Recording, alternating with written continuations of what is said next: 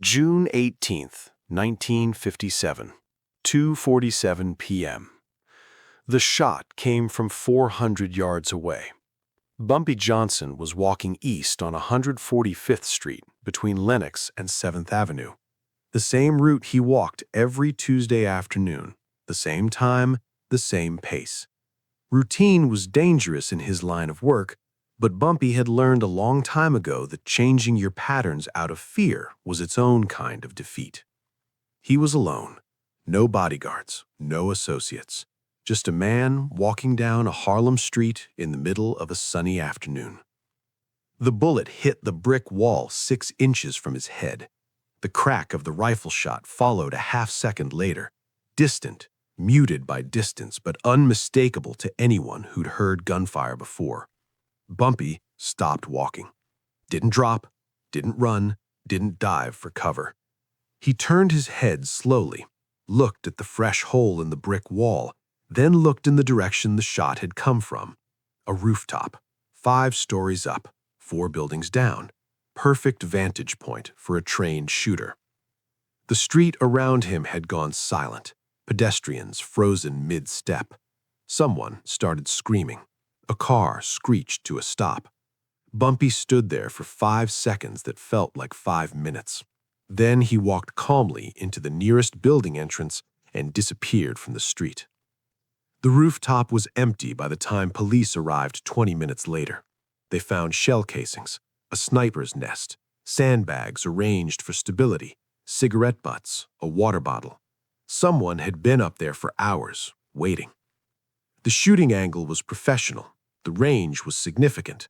The shot had been well aimed. Missing by 6 inches at 400 yards wasn't luck. It was skill followed by a slight miscalculation. Wind, movement, a fraction of a second's timing.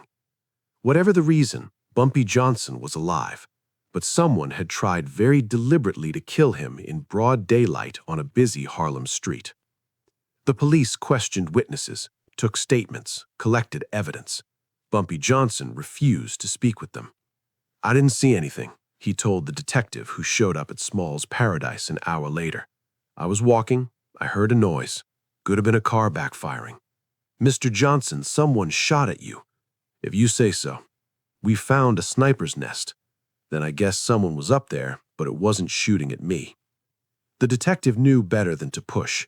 Bumpy Johnson wasn't going to cooperate with any police investigation. Whatever response was coming wouldn't involve badges or courtrooms. The detective left, and Bumpy made a phone call. "Julius, someone just tried to put a bullet in my head." Julius Gordon had been with Bumpy for 15 years. "Get everyone to the office, now. We've got 6 hours of daylight left. I want to know who pulled that trigger before the sun goes down." By 3:30 p.m., 8 men were gathered in Bumpy's office above Small's Paradise. Julius had brought the best street intelligence operatives in Harlem. These weren't soldiers, they were information gatherers, people who knew how to listen, how to observe, how to connect dots that others missed. Bumpy stood at the head of the table. Professional shooter, military training, patient enough to wait for hours, willing to take a shot in broad daylight on a busy street. That's not someone local. That's not someone acting on impulse. That's someone brought in specifically to kill me. "KKK?" Julius asked. "Most likely. They've been making noise about Harlem for months. This feels like their work. Dramatic, public, meant to send a message." "What do we know about the position?" "Rooftop, 512 West 145th, 400 yards from where I was walking. Clean line of sight. He set up a nest, sandbags, supplies. He was there for hours." "Building access?" "Fire escape, back entrance. Could have gone up before dawn, waited until I made my walk, then disappeared in the chaos after the shot." "How do we find him?" Bumpy was quiet for a moment. "He's military trained, that narrows it down, and he's confident enough to take a shot in broad daylight. That means he's been successful before. Start with gun ranges outside the city, places where someone could practice long-distance shooting without attracting attention. Check for new members in the last 3 months. White, late 20s to 40s, military bearing, someone who'd fit with KKK ideology. One of the operatives, a man named Raymond who worked as a janitor in a police precinct, spoke up. "I heard something last week. 2 cops talking. They were laughing about some turkey shoot upstate, some group practicing at a private range near Poughkeepsie. They made some comments about taking back the city." "That's where we start," Bumpy said. "I want to know about that range. Who owns it? 70%. Maybe higher. The profile fits. Military sniper. Recent arrival.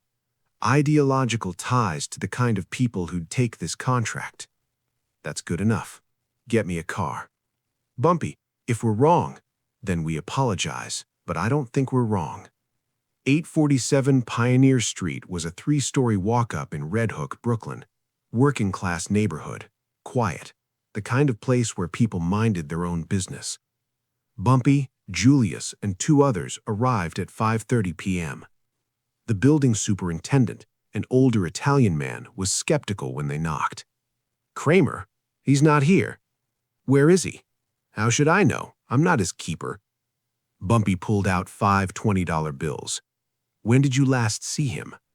The superintendent's eyes went to the money. "This morning, early, before dawn. He was carrying a bag, said he had a job." "Did he come back?" "Haven't seen him." "We need to see his apartment. I can't just—" Bumpy added another $20 bill. "Yes, you can." The superintendent unlocked apartment 2B. It was sparse, military neat, bed made with hospital corners, nothing on the walls, a small kitchen with clean dishes, and in the closet, a rifle case. Julius opened it. Empty. He hasn't come back yet. He's still out there. Bumpy looked around the apartment. He'll come back. Shooters like to clean their weapons after a job. He'll come here to break down the rifle, clean it, store it. He thinks he's safe because the shot missed. He thinks there's no way anyone could trace it back to him this fast. What do? We wait. They waited in the apartment for an hour. At 6:40 p.m., they heard footsteps in the hallway. A key in the lock. The door opened. David Kramer walked in carrying a long rifle case. He froze when he saw 4 men sitting in his apartment. His hand moved toward the case. There was a pistol in the side pocket.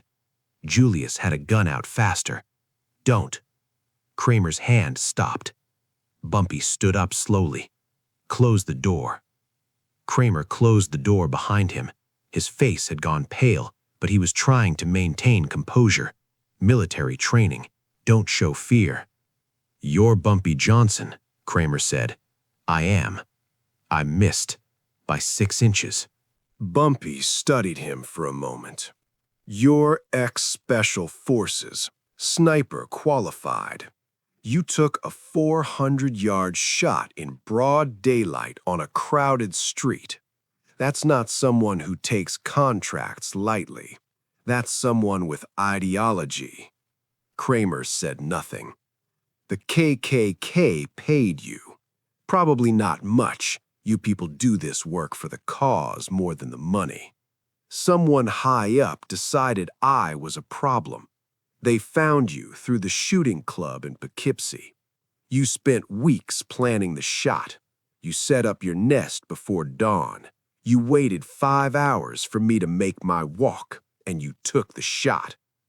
Kramer's silence was confirmation enough. "Here's what's going to happen," Bumpy said. "You're going to deliver a message for me. You're going to tell whoever hired you that Bumpy Johnson doesn't miss. You tried to kill me today. You failed. And now you're going to live with a reminder of what happens when you come after me in my city." "What kind of reminder?" Bumpy nodded to Julius. What happened next took 30 seconds. Julius and the other 2 men moved fast. They forced Kramer's right hand flat on the table, his shooting hand. Kramer struggled, but 3 men against 1, even a trained soldier, was mathematics that didn't work in his favor. Bumpy picked up a hammer from Kramer's own toolbox in the closet. "This is going to hurt," Bumpy said, "but you'll live. That's more mercy than you showed me." He brought the hammer down on Kramer's right hand. Not the fingers, the bones in the hand itself, the metacarpals, the intricate structure that allows a shooter to maintain steady pressure on a trigger, to feel the break point, to control breath and squeeze at exactly the right millisecond. 3 precise strikes. Kramer screamed. When it was over, his right hand was shattered, bones broken in multiple places. Even with surgery, it would never function the same way. He'd never hold a rifle steady again, never pull a trigger with professional precision. He might be able to use the hand for basic tasks eventually, but he'd never shoot again. Bumpy dropped the hammer. "You tell them what happened here. You tell them I found you in 6 hours. You tell them I let you live because I want them to know that coming after me was the worst decision they ever made.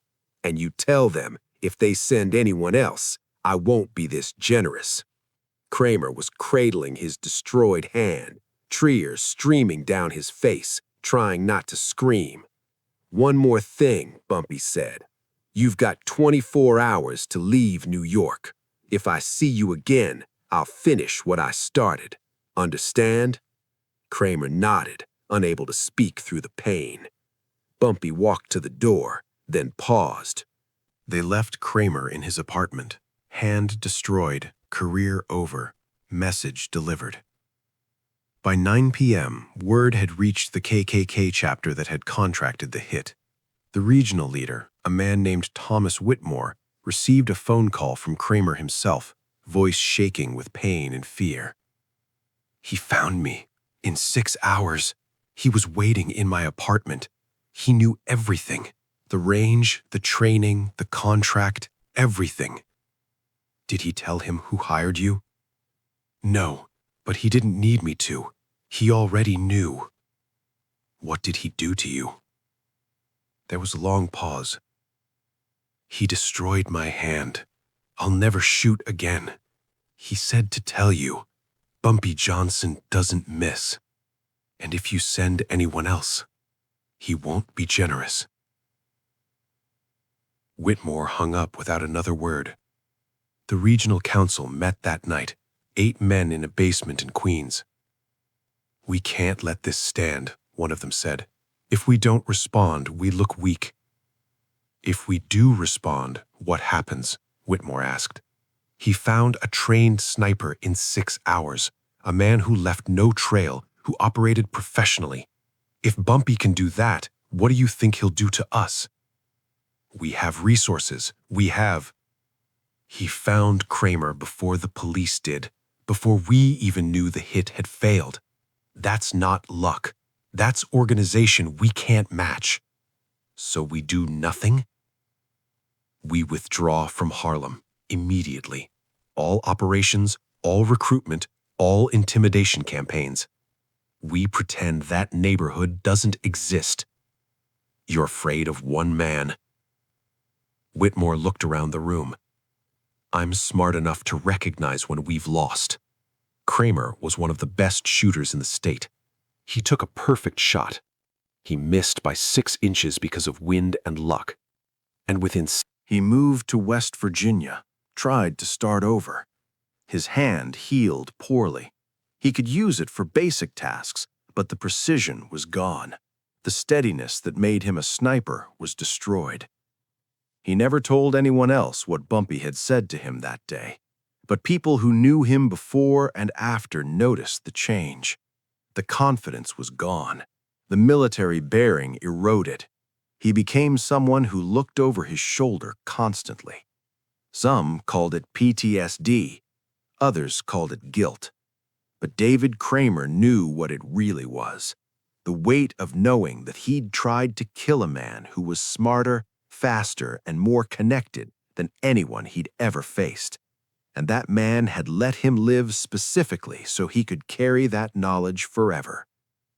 The story of the assassination attempt became legend in Harlem, not because someone tried to kill Bumpy Johnson.